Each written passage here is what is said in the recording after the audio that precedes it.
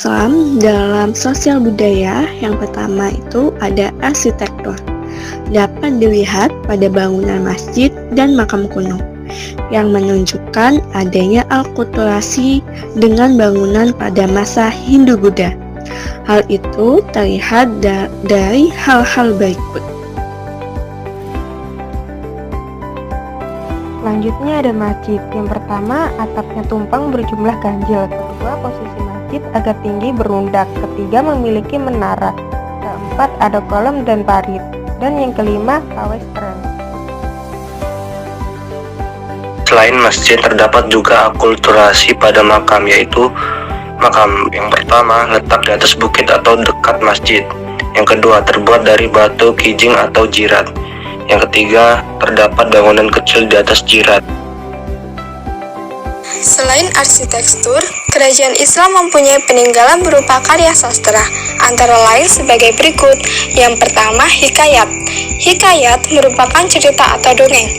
Salah satu contoh dari hikayat adalah Hikayat Amir Hamzah yang menceritakan tentang kepahlawanan Amir Hamzah yang memperjuangkan Islam dan mempertahankan Malaka dari Portugis.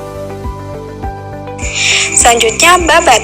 Babat merupakan puisi berbahasa Jawa yang menceritakan peristiwa, kepahlawanan, dan lain sebagainya.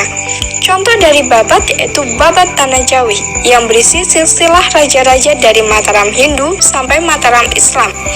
Lalu ada suluk.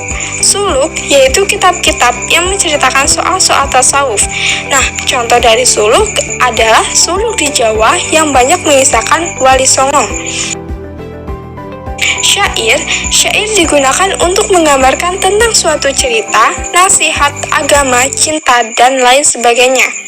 Syair ikan terubuk atau syair anonim, kisah fiksi yang berisi muatan adab dan tuntunan perilaku beragama. Yang terakhir ada kitab. Salah satu kitab peninggalan pada masa Islam adalah Kitab Manik Maya oleh Raden Mas Ronggo yang berisi perkembangan Islam di area Pulau Jawa. Yang ketiga ada kaligrafi. Kaligrafi adalah hasil akulturasi budaya Arab dan Indonesia. Kaligrafi memadukan kesenian lukis dan ukir hingga menghasilkan seni kaligrafi.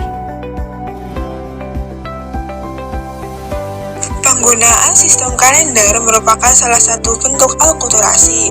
Sebelum budaya Islam masuk ke Indonesia, masyarakat Indonesia sudah mengenal kalender Saka atau kalender Hindu yang dimulai tahun 78 Masehi. Sistem peninggalan Islam berdasarkan peredaran bulan yang juga disebut kalender Komariah. Menurut catatan sejarah, Umar bin Khattab adalah orang yang membuat atau mencetuskan kalender Hijriah pertama kalinya. Penanggalan Islam atau yang disebut dengan penanggalan Hijriah dimulai sejak zaman pemerintahan Khalifah Umar bin Khattab.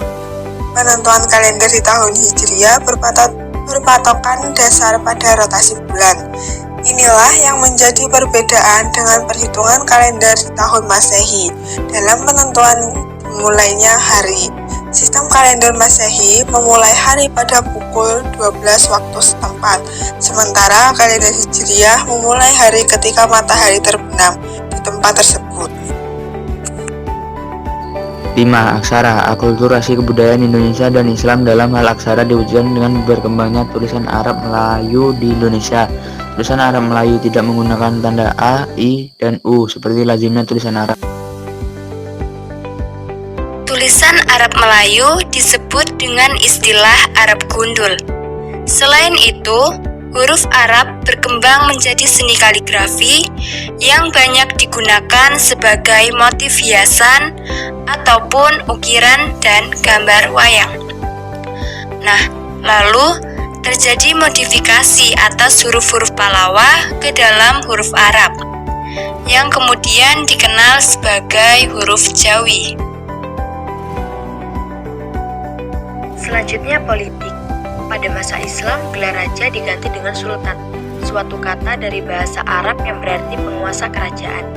Konsep dewa raja memandang dewa raja sebagai titisan dewa, diganti dengan konsep sultan sebagai khalifah yang berarti pemimpin umat. Penasihat raja berasal dari tokoh-tokoh agama yang disebut kiai.